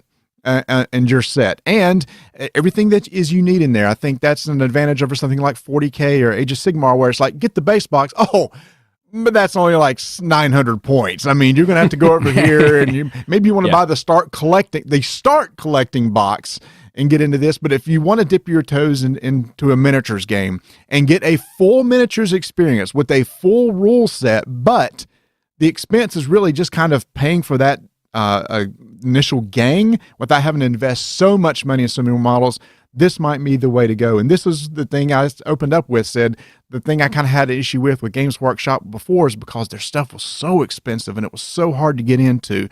But they have changed on a dime, and I love Games Workshop now. I used to be very much Privateer Press, but they've done some things that I've not been happy with the Mark III and everything like that. And I've turned and I've become a Games Workshop because now they've provided me this full experience with 40K if I've wanted. They provided this really cool little card miniatures game with Shadespire down here at the bottom, which really fills a niche for me. And somewhere in the middle is this Necromunda that I think that hits that sweet spot of just getting into the hobby just enough to be able to do the assembly, the painting, and have a rich rule set and campaign system that if you want to move into something of bigger with a lot more models of 40K, it's there. If not, you can just stay right there in the middle. And from what we've heard, I'm kind of looking around the room to see if anybody has heard anything. The future of this game, I'm not sure how fast they're going to come out with gangs. I know with this initial pre-order, they have a lot of stuff out there. They have terrain that you can order and extra cards you can order. 2018, I believe they're supposed to be releasing the other 4 houses or gang types that were in the original game. So I don't know how soon that's going to happen, but probably relatively soon, I would think. But that's good. So they're not flooding the market with a brand new model every week, which if you go and look at their pre-orders for Game Workshops for like 40K, it's like there's a new model coming out every week or two, right? But you want to look at this one from the standpoint of like Blood Bowl, which came out recently, last year. Right. And Blood Bowl came out with, what is it now, 5 teams, I believe. And they were pretty quick to bring those out in like maybe 1 a month or, maybe 2 a month or something for a good while. Then they stopped. There's still more teams to come, but they took a break, right? So I think they do a good job of putting things out for these boxed games like that because I want more. I want those other games out now. There's a couple of games I'm waiting for. Yeah. And they can take a break and then come back with their accessories and their extra like fluffy gangs that they might put out here and there. But they're pretty good at coming out with things, so you're not waiting another full year for something cool to come out. Yeah, I'm hoping they follow that Blood Bowl model, because that means probably first quarter 2018, at least, we'll be seeing at least 1 or 2 more gangs, hopefully. For sure. Rodney, are you by chance going to be doing anything with the game, maybe showing how it's played or anything like that? I don't have any current plans. There might be some video footage I put up of games in session, maybe a gaming report or something like that, or talking about it a little bit on one of our live shows. But right now, this game came at a time my schedule is already really full. But I do hope on a personal level just to enjoy it for myself at the very least. And I know there's a lot of videos. Another one thing I love about Games Workshop, their YouTube channel is just full of videos coming out constantly. How to paint these games. How to assemble them. Assembling tips and everything. Tips and tricks for playing not only this game, but all their other games. They have live tournaments now that you can watch on their Twitch channel. I enjoy tuning in on Thursdays and watching their Shadespire games. They have people talking about those, commenting. They're commentators on the game of Shadespire as they play and giving you tips and everything like that. Coolness check. Woo, let's get ready to bottle out of here. Speaking of bottling out, we actually need to wrap this up because we have got to get on the road to PAX Unplugged. That's right. We're going to be heading down to Philadelphia baby. for the next several days. And on our next episode, everybody, I will be telling you about the experiences that I've had and the experience of staying here with Jamie at these PAX slumber parties for the past couple days have been incredible. We've played the new Mansions of Madness expansion Streets of Arkham. So good. That was great. And we won. We sure did. That was cool. We played a lot of great games. We've ate a lot of food. So much Oh food. my God. So much food. Roll me out of here. and we're not done because we're going to Philadelphia. And Jamie says, "Oh, wait, do you see the food they have over here in Philadelphia?" So I'm excited about that. Marty's insatiable. Like, I'm done. know, right? And he just can't stop. He was, What? you want to go to all the new restaurants. I'm ready to just lay down. I know. That sounds You good. got to eat small portions so you can Okay. enjoy a lot of different things. Before we get around here, let's just go around the room and find out where you can find everybody. Matt, where can people can find you? You can find our videos at youtube.com/boardgamereplay. Jamie. All right, you can find the Secret Cabal Gaming Podcast and all our other podcasts at thesecretcabal.com or on iTunes. And we also have a YouTube channel, youtube.com/thesecretcabal. And Rodney. You can find me at youtube.com/watchitplayed, and I like to goof around on Twitter at watchitplayed. Thank you, gentlemen. Let's roll up out of here and let's go to PAX Unplugged. Okay, so it sounds like this is something I would be very interested in, but I'm a bit confused. And here's what I'm confused on. Wasn't Necromunda in the Chronicles of Riddick? I never saw Chronicles of Riddick. You never saw? You mean I've seen a cult classic you've never seen? I know, and it is a cult classic, and I don't know why I haven't seen it. I think Triple X. Triple X? Where did wow. No, I was thinking of Like, is he? Vin Diesel played the character Triple X, and I didn't think of Vin Diesel. I thought of Triple X. Wow, that's really weird. Because Vin Diesel was in, I thought, oh, it can't be that good. And all of a sudden, it's like one of the best recent sci-fi movies. So I need to go check it out. But you're saying Necromunda's in there? I guess I don't. You know me. I don't pay a lot of attention. I'm watching a movie to be entertained, not to relive everything about it. So anyway, so yes, I'm excited for this. I'm glad you guys enjoyed it, especially you survived the mystery van tour of the great New England states as you made it to PAX Unplugged. Can't wait to hear more about PAX Unplugged.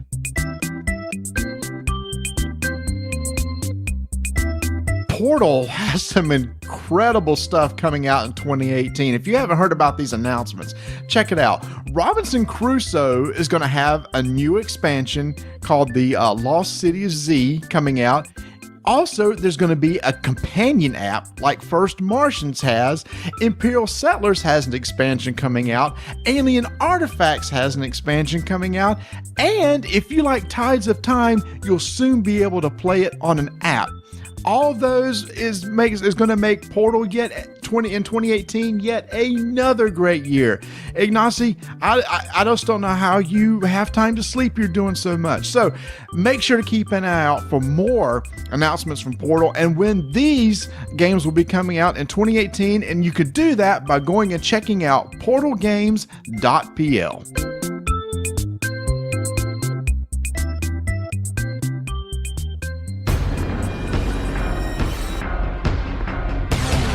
Five-minute initiative begins in 3, 2, 1. Even though Halloween is over, there's a new game I got to check out during Halloween and have played several times that I really enjoy. And it's a game from Greater Than Games called Fate of the Elder Gods, which is designed by Chris Kirkman of Dice Hate Me, Richard Launius, and Daryl Lauder. Now, in this game, this is a area control game, and a little bit of dice rolling mechanics is built into it. But I love the theme of it, Tony, because what it is, typically in Arkham Horror themed games, which is this is, you're playing as an investigator trying to save the world. This kind of turns that on its ear, and you're playing a cultist who worships an elder god, and your whole purpose is to get one of those ancient ones into this realm by conjuring it and ripping open a space-time continuum and letting it come through and devour the earth. And each person is worshiping their own god, and it's a race to see who can do that first, or it's to make sure those pesky investigators don't put enough elder signs on us to end the game before we have a chance to do so. Now, at first, when we were playing this game, I'll admit, Marty was looking at me and goes, "You're not having a lot of fun over there, are you?" And I'm like, it's taking way too long. But I started thinking about it on the drive home, Marty. I was like, okay, Fate of the Elder Gods. What was it that I wasn't enjoying? And I think it's the same thing that all the Arkham games have for me. It's all the stuff you got to read.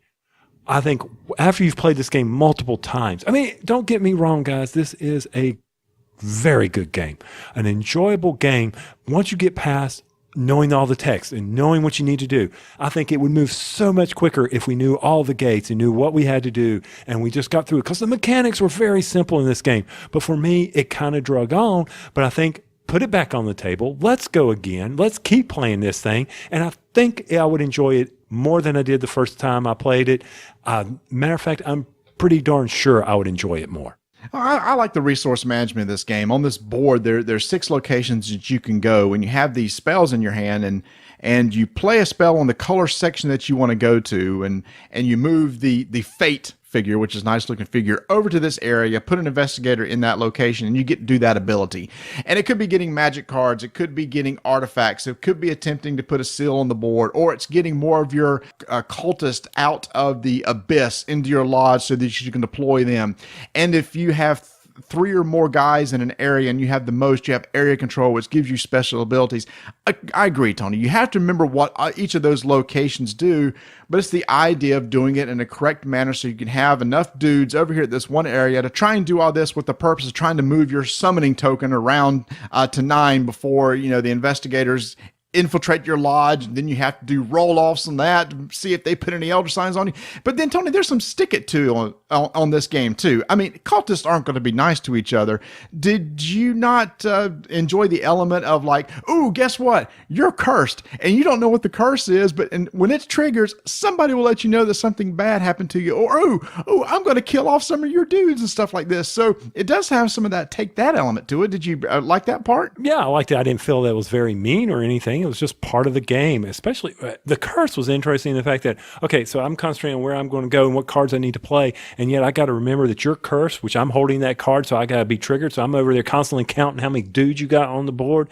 Yeah, I mean, that was kind of neat. Like I said, let me play this again. There's something there that I initially missed, but I think I would really enjoy this game once I get to know all the text. I've played it multiple times, and even after the first play, I enjoyed it. Granted, you do have to constantly read, all right, when I go to that area, what does the area do again? It's like, wait a minute, I need to do this. Which area did that? So there's some memorization. Eventually, you kind of memorize it. But the board looks great. The art looks great. The figures look fantastic. It's top-notch production by Greater Than Games. So if you want an Arkham horror game that kind of turns it on its ear from Richard Launius and those other great designers, Kirkman and Lauder, then you ought to check this out, because the idea of playing as a cultist is really cool. And plus the multiple ways for it to end, for the game to end, is really kind of neat too, to steal a word from Tony. That's again, Fate of the Elder Gods from Greater Than Games. 5-minute initiative is complete.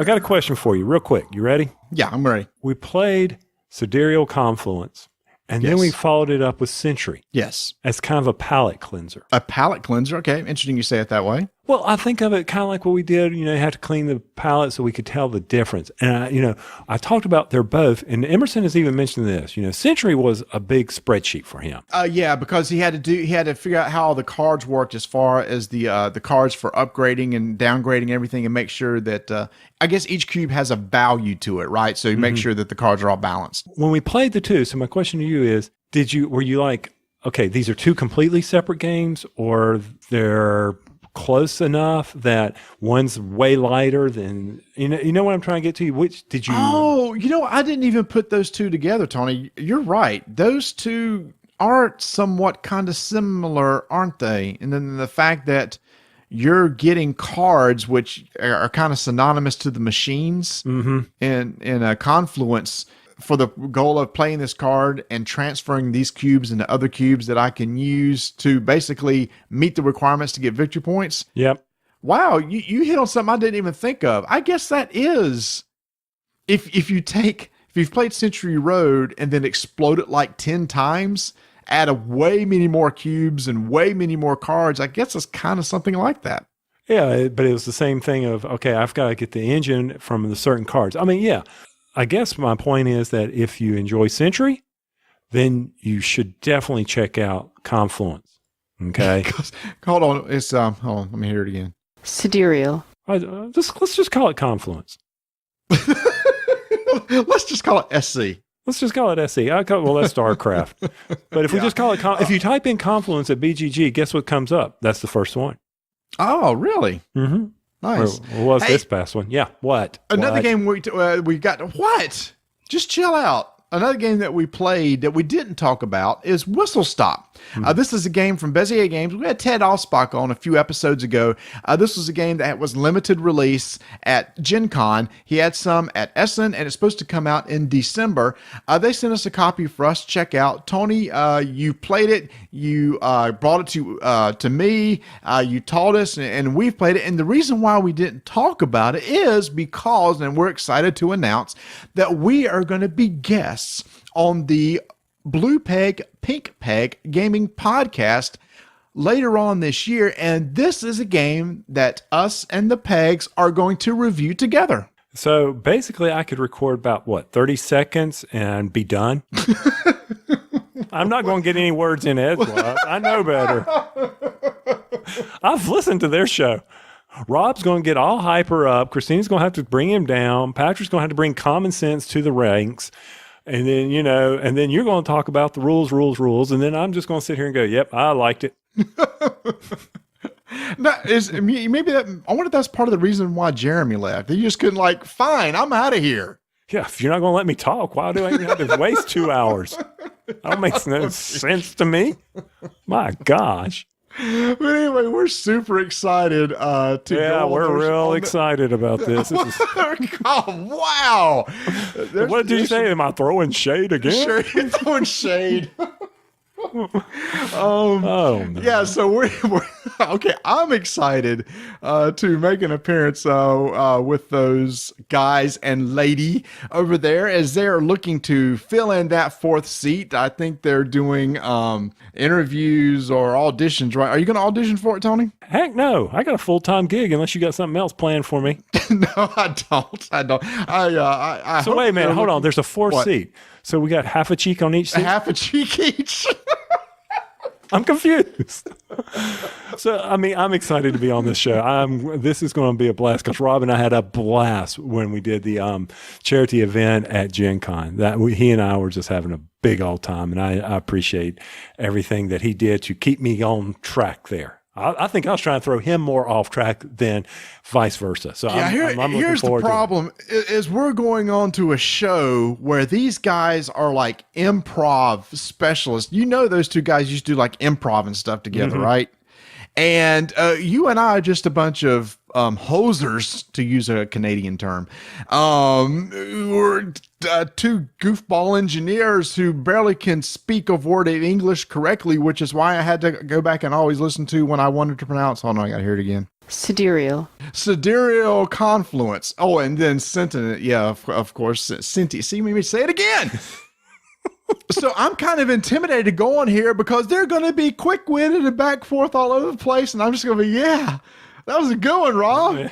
Well, Patrick, that was a good. Oh, Christine, that was pretty funny. Yeah, but then again, you also got to come up with a music fact like they do, so you can battle that. Yes, actually, they're putting the pressure on us. We have to come up with the opening fact. Boring fact, 1966, the top three. Anyway, no. It's they have their contest now to where basically the fact is tied to some little bit within the show, and you have to tie the two together, and whoever does it first wins.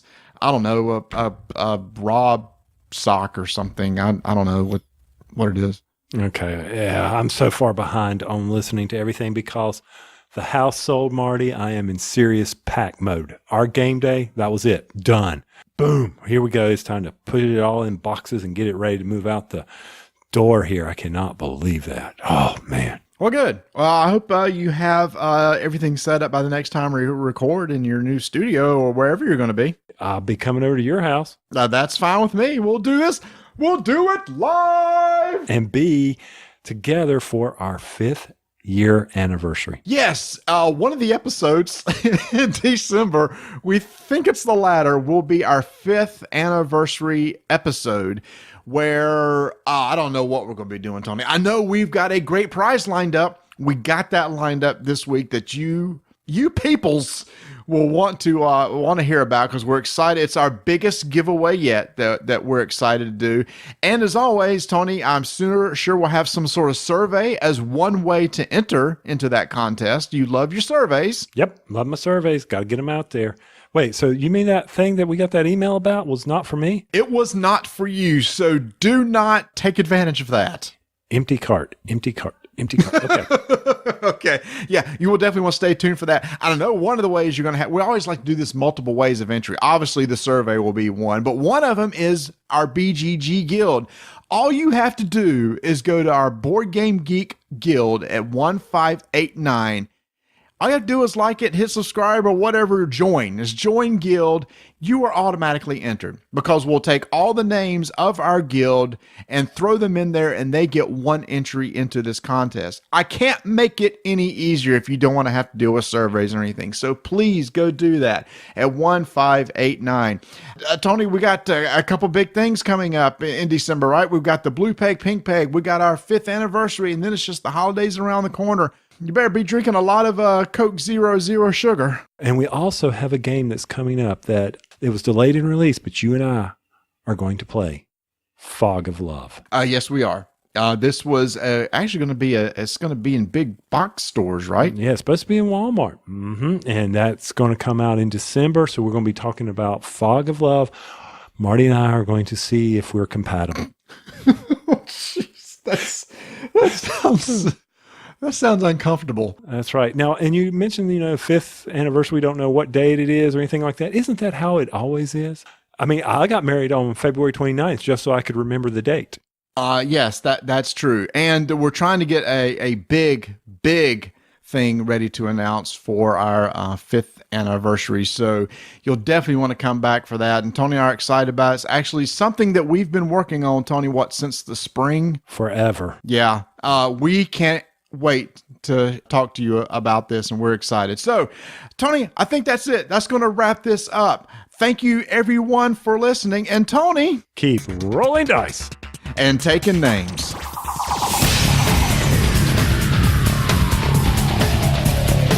Thanks for listening, everybody.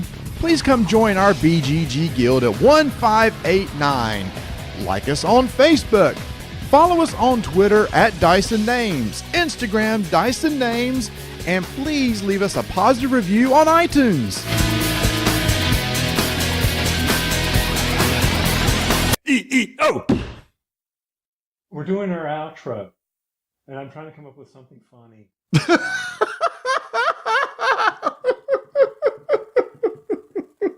Tony got in trouble!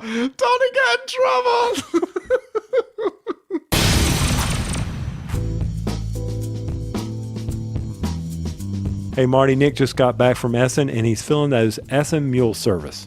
Is that what a mule sounds like? Or, I don't know what a mule sounds like. No, that's a donkey. No, I don't know what they sound like. Anyway. Is a mule half donkey, half horse? Yes. And only a certain way can it work. So, and I forget what that is. Only a certain way. Yeah, because you got to have it's either a female horse and a male donkey. Because I don't vice think it can versa. Be vice versa. I don't know. You live in the country. You should be able to know this. Anyway, back to Funagain. Funagain has returned from Germany, and they have brought back all those games that people have pre-ordered. Well, Nick did not waste his shipping. He brought back more than he had originally sold. So guys, go out there. Check out what he brought back. He's got it up on the website. Take a look. There may be some game that we wouldn't get here in the States until late 2018. Funagain.com already has it. Once again, funagain.com.